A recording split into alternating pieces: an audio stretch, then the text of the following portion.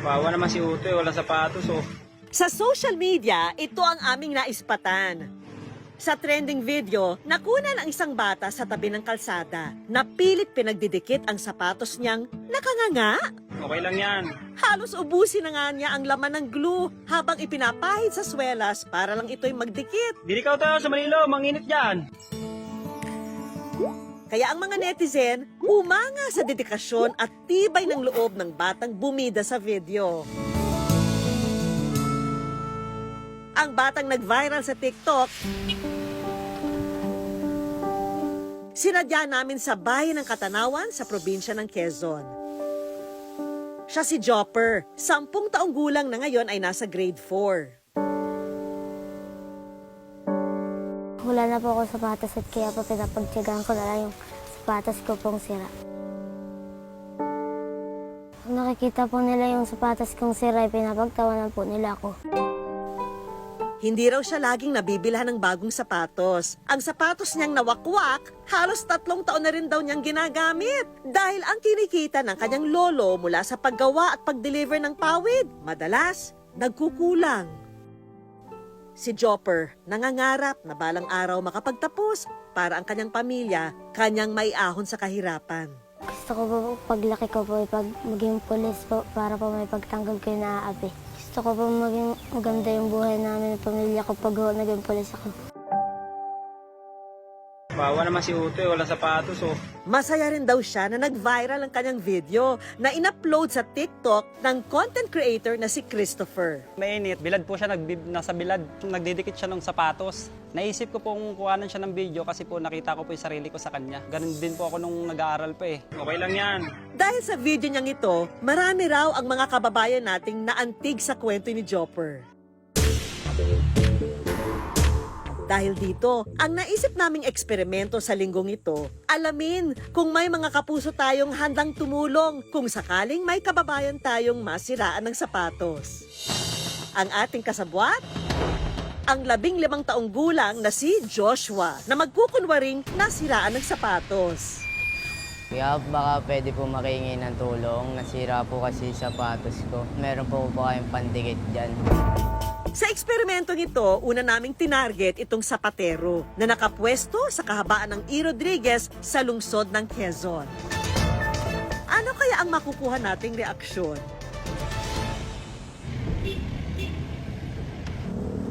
Pwede po magpatulong.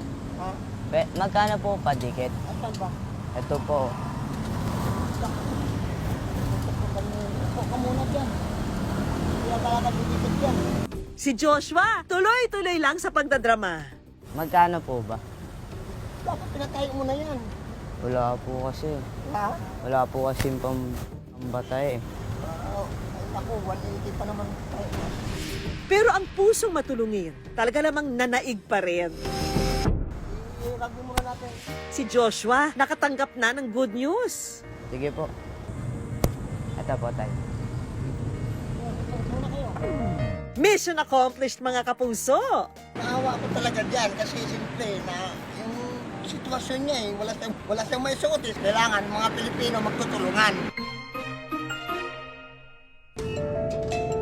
Sunod naman kaming pumwesto sa harap ng isang maliit na tindahan kung saan tinarget namin itong sinanay na nagtitinda sa gilid ng kalsada. Kaya si Joshua, balik acting na. Baka meron po kayo pandikit. Pwede po mangingi ng tulong. Baka po may pandikit kayo. Oh, sira na po kasi may pasok pa po ako. Ang babae, agad naghalungkat sa kanyang mga abubot. At maya-maya pa, Pwede ba ito? Pwede ito? eto't may iniabot na kay Joshua. Magkano po yan? Eh, Sa Manilong ka doon, oh. sige. Thank you po.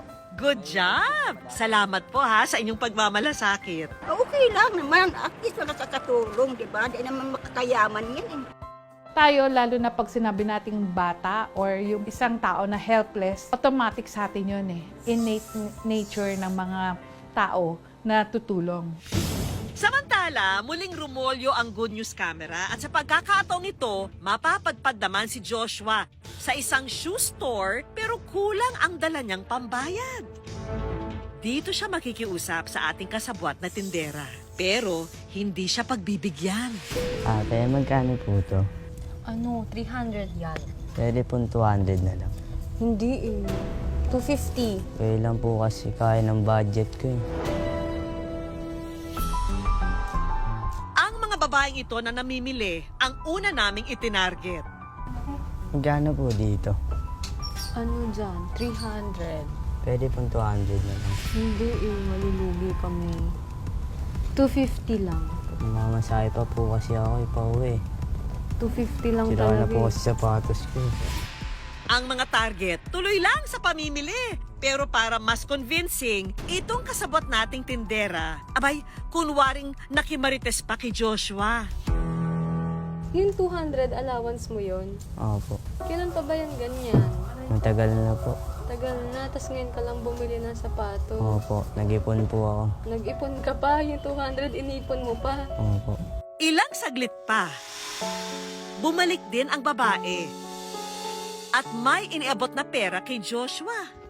Hindi, Thank you po. Wow! Hindi na sad ang ating beshi. Nararamdaman ko kasi yung ganyan eh, yung ano kakapos ka, tapos may gusto ka bilhin, tapos hindi ka makabili po. Tapos ano po, estudyante po siya, tapos kailangan po niya ng sapatos. Tapos, di ba kung estudyante po, kailangan talaga eh.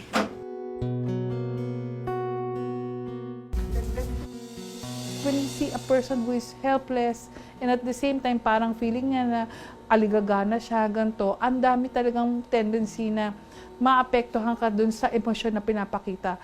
Maya-maya pa'y balik aktingan na ang ating mga kasabwat. Magkano po dito? ay, 300. Pwede po 200 na lang. Ilang saglit lang ang lumipas at dumating ang lalaking ito. Hindi talaga eh, pasensya ka na.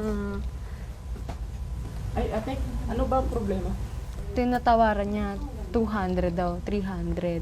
Magkano ba kulang? 50 po. 250, so 250 na lang. Ah. Kaysa Ito na lang, pakin na lang po yung 50. Naks, kuya! Salamat ha sa ipinakita mong pagmamalasakit. Wakwak po yung sapatos niya. Naawa din po ako.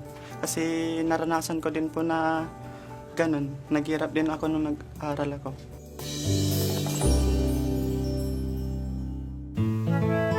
Si Jopper, abot tenga ang ngiti sa mga good news na sa kanya'y dumarating.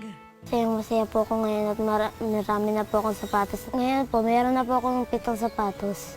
At binigay po ng mga tumulong po. Joper, sana huwag kang magbago. Sipagan mo pa ang pagpasok mo hanggang sa ikaw ay makapagtapos.